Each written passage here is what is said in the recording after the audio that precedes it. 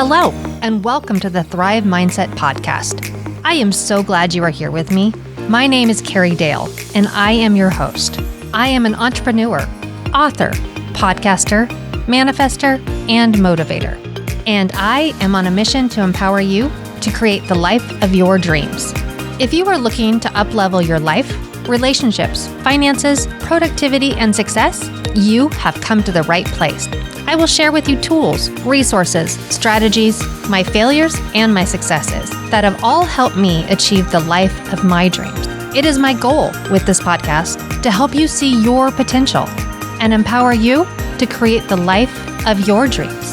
So let's get to it. Today's the day we finally get to the letter E of Thrive, exercise.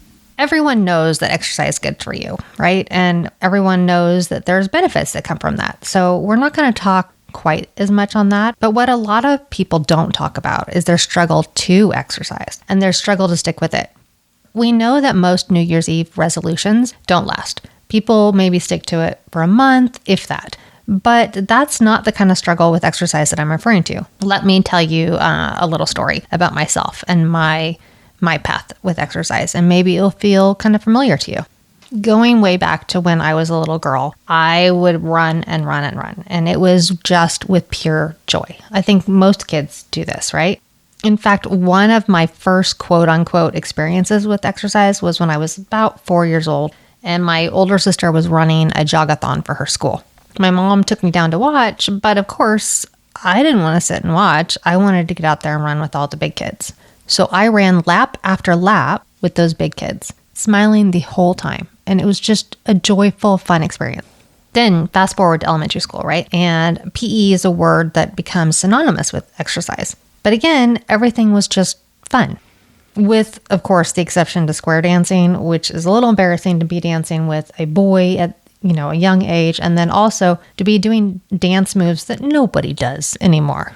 I mean, come on, do-si-do and grab your foe. I don't even remember how it went, but it was just ridiculous. But other than square dancing, the challenges that PE brought were exciting in my mind. I mean, bring on the rope climbs. Who says a girl can't do that? And run, again, loved it. But I didn't want to just run. I wanted to beat everyone, and not just the girls. I wanted to beat the boys. Unfortunately, I didn't beat them, but I would keep up with them, which that was its own satisfaction. Now let's move on to middle school. Middle school is about the time where that negativity started creeping into my life. My body was changing, and it wasn't changing at the rate of other girls.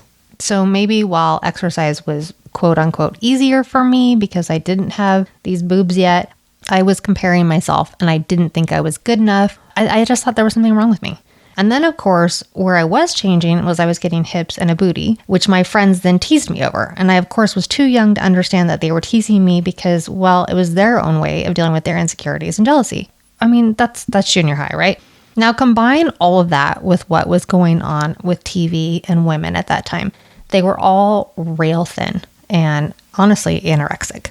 But it gave me this total body image complex and this idea of what a woman is supposed to look like that I strived for, which was so unrealistic and absolutely unattainable. But I wanted to be just like those movie stars, right? I wanted to be that super skinny, which for some reason at that point, I had realized that exercising, probably because that's what they all advertised, was the way to do that. But I also had this weird idea that if I exercised, I'd build muscle, and if I built muscle, I'd be bulky, so then I wouldn't be thin. So the exercise became like this double-edged sword for me. And so the love-hate for exercise began. Now let's move on to high school. And just like in middle school, I continued to play sports and enjoy that part of exercise. But also, the behaviors continued with this whole mindset of what exercise was and what it would and wouldn't do for me. On top of that, I started having a really bad relationship with food. I had realized that I could eat less and drop whatever weight I thought I should be losing. So while continuing this weird relationship with exercise and these warped concepts of what exercise does and doesn't do to your body, I began to also develop this awareness that if I didn't eat much, I wouldn't gain any weight. which was, again, so ridiculous at this age because I should have been gaining weight because I was growing, because I was still, I was still becoming the woman I am now. But I somehow got that in my head. And I seriously, I barely ate. I don't even know how I survived. I would make a smoothie at breakfast, which honestly was a homemade orange Julius, which I know sounds a little funny, but that was the thing at the time. And then at lunch, I would have a Snickers bar and a Pepsi, which again, super healthy choice, right? But that would be what I would have for my entire day. I would go to sports activities, and then I would go home and have dinner and whatever, my mom made for dinner. Or I also worked a lot. I worked at a little ice cream shop, sandwich shop downtown. And, if I wasn't home, then I would, make a tuna sandwich there or have a bowl of soup. But really, that was it. That was all I consumed. I also continued to take PE, not because I had to, but because it was an easy A. And I probably did enjoy it somewhat, mostly because it was fun and games, right? But overall, I would say that I did it only because it was an easy A.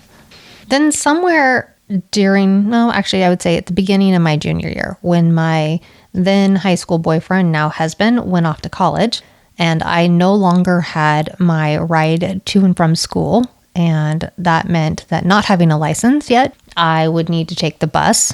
Well, that was the most embarrassing thing in the world. So no bus for me. I would just get up a little bit earlier and I would walk to and from school every day.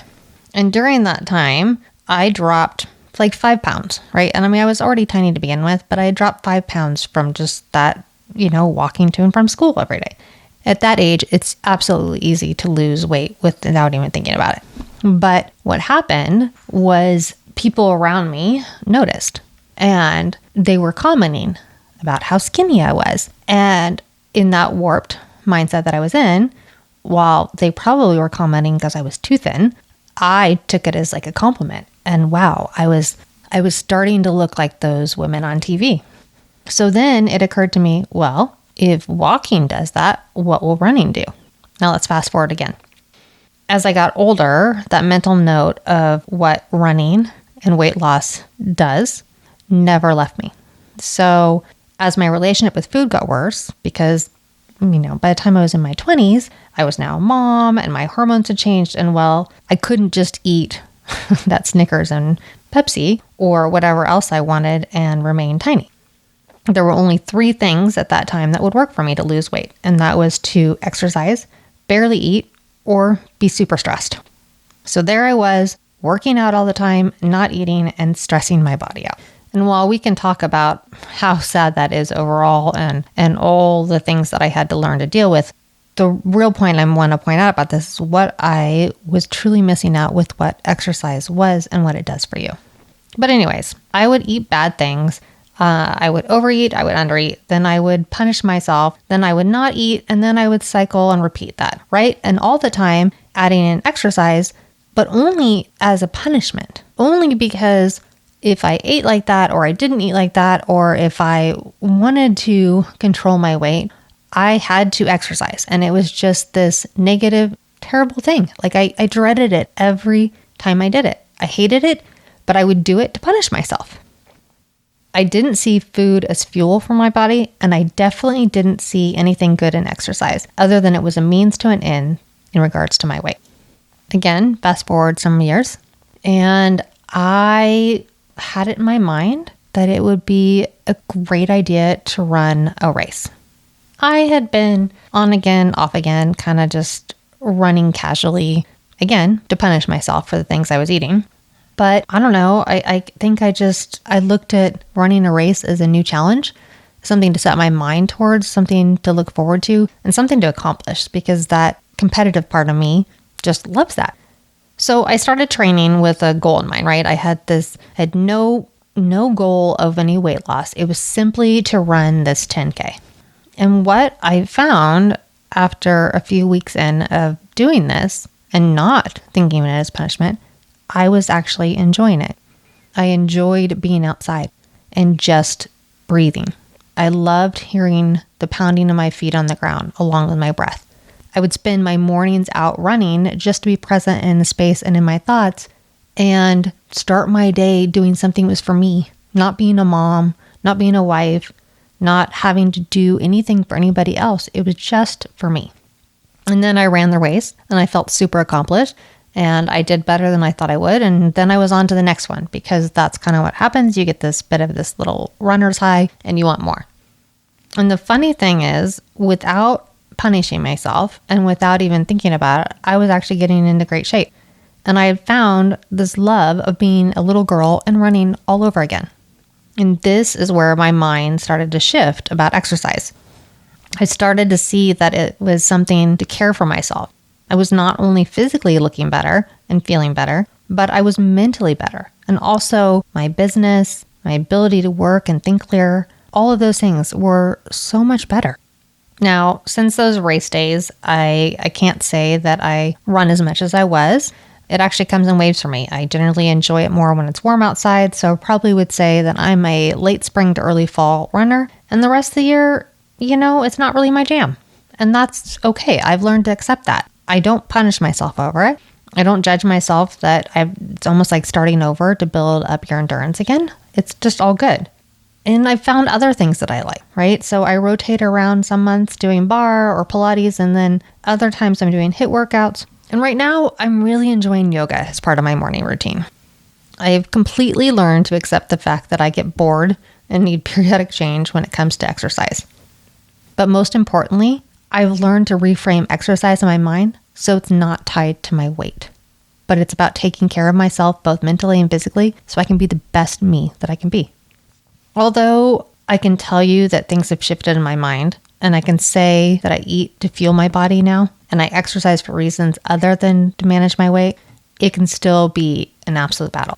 Old habits die hard. And I will tell you there are moments, sometimes days, sometimes weeks, sometimes even months, where every day I have to remind myself, this is not me punishing myself. I am not having to work out more today because of what I ate yesterday.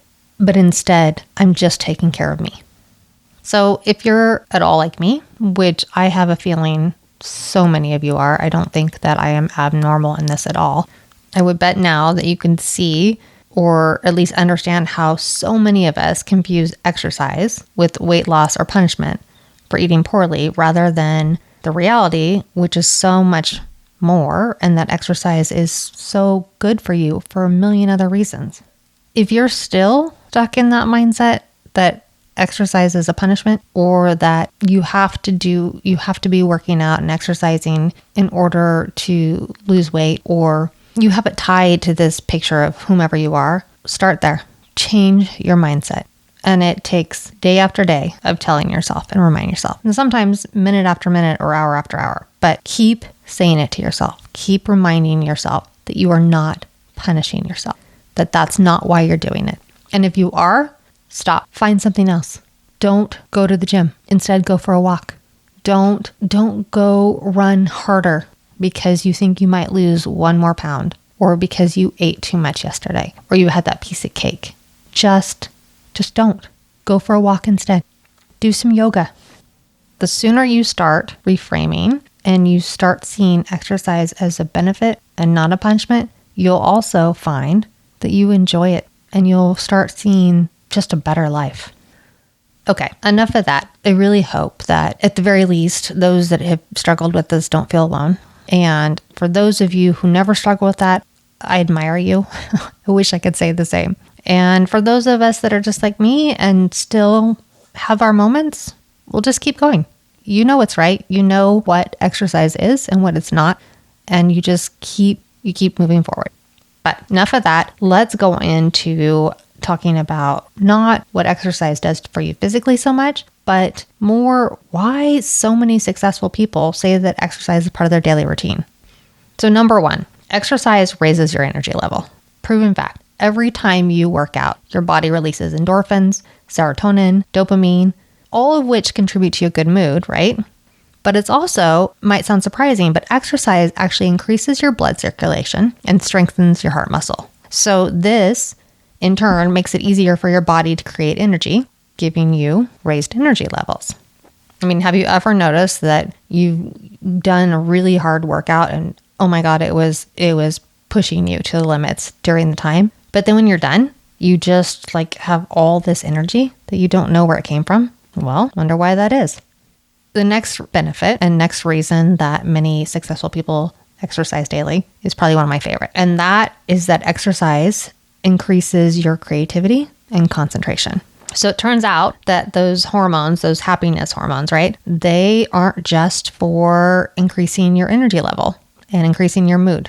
They actually get those creative juices flowing.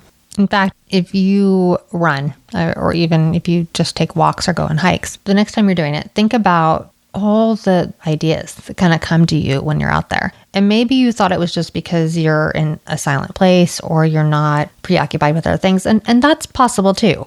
But those hormones do activate that creativity. They also help you concentrate more on those tasks and actually get them completed. There's a mental clarity and a mental focus that comes along with exercising. So if you are a creative person or you have a creative job or you're an entrepreneur and you're trying to come up with new ways and new things to do and to be successful, try out exercising. See what it does for your concentration. See what it does for you, the ideas and the creativity, and just reap those benefits. So the last reason that many successful people exercise is that it is great for your mental health. Entrepreneurship can be so stressful, and being a professional is equally as stressful. But regular exercise can work wonders on your mental health, and it can really help when you're dealing with stress. As you raise that heart rate, you often will get this overwhelming sense of well-being. You can also, as you're exercising, detach from everything stressful that's going on in your life. It's time for just you. You don't have to think about it. And many times you can't think about it because you're focused on doing whatever physical activity is at that time, which doesn't really allow your mind to wander. It calls for your attention. And once you start seeing that your mood is better, that your stress is down, that you feel better about yourself, then you're going to be able to keep building on that and use that energy that you would normally spend on stressing or worrying or complaining, and instead use it on focusing on you and your health and your well-being and your mental and physical health, and all of it making you a better person. Now, here's the thing. Once you start changing that mindset of yours of what exercise is, then you can start finding things that you enjoy. Hiking, biking, walking, yoga, whatever it is you like to do. It doesn't need to be going to the gym. But if you're following along with Thrive Mindset, what you do need to do is commit to doing something you enjoy that is physical, and do it for 30 minutes every single day, every day, and watch how it changes you. But don't get caught up into what it is you're doing or doing the same thing every day. And don't get caught up in, I have to do this, I have to do that. Do whatever feels good. Dance, run, walk, hike, bike, yoga, lift weights, whatever it is that you feel like doing that day, do it. But do it for 30 minutes and just get that blood flowing, get that energy building, and watch. It will change you. The last point that I want to make about exercise and why I even included it in the Thrive Mindset, especially when it's been such a battle for me throughout my entire life, is that my whole mission is to teach you how you can intentionally manifest and to manifest a life of your dreams. And in order to do that, I've talked about how you have to have positivity in your energy. So if your mood is bad, or you're stressed or tired, your vibe is low and negative, which is only going to draw more of that negativity and things you don't really want towards you. But if you're stress-free, you're energized and feeling good, your energy vibration is going to be high. It's going to be positive, and it's going to be a magnet for good things. So just imagine all of the amazing abundance that will come to you when you're tuned in to that energetic vibration that's positive. It is truly a magical experience, and one you deserve. Intentional manifesting with positivity, it's beautiful, and you can do it. Thanks for listening today. If you're looking for some resources for good habits, gratitude, reflection, or any of the things that I've been teaching here, then check out the comments below. And there's journals, planners, and other resources that I've created. Also, please share, like, follow, comment on this podcast. I truly appreciate your support. I love being able to share the things that I've learned, the things I'm learning, and just encouraging you. And above all else, remember, I believe in you, and you can manifest the life of your dreams.